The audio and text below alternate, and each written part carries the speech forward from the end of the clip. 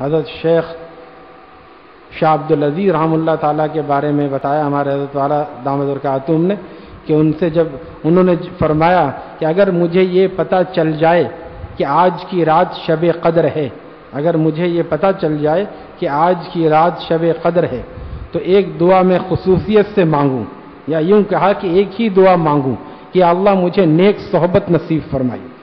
نیک صحبت اتنی بڑی نعمت ہے، نیک صحبت۔ نیک صحبت میں رہنے والا بد کردار ہو نہیں سکتا، کہاں سے ہوگا؟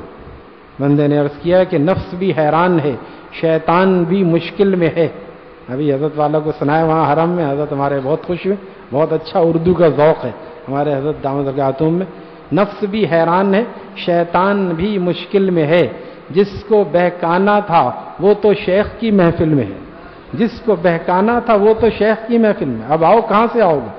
اسی لیے بہکانے سے پہلے ہی بہکا دیتا ہے، ارے میاں وہاں تو وہی بات ہوگی، آج نہ جاؤ کیا حرج ہے، آج دیکھو فلاں آ گیا ہے، فلاں آ گیا ہے، فلاں جگہ جانا ہے۔ بے شمار کام وہ ایسے وقت میں بہت رکاوٹ ہوتی ہے آنے سے، رکاوٹ کچھ نہیں ہے، ہمارا ارادہ پکا نہیں ہوتا، ہم یہ سوچ لیں کہ ہمیں جانا ہے اور کوئی دوسرا آپشن نہیں ہے۔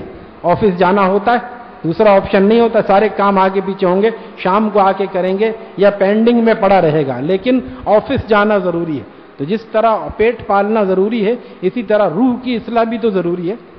ہر ایک کو فکر، شاعر کہتا ہے ہر ایک کو فکر بس آسائش بدن کی ہے، ہر ایک کو فکر بس آسائش بدن کی ہے، کسی کو روح کے افلاس کا خیال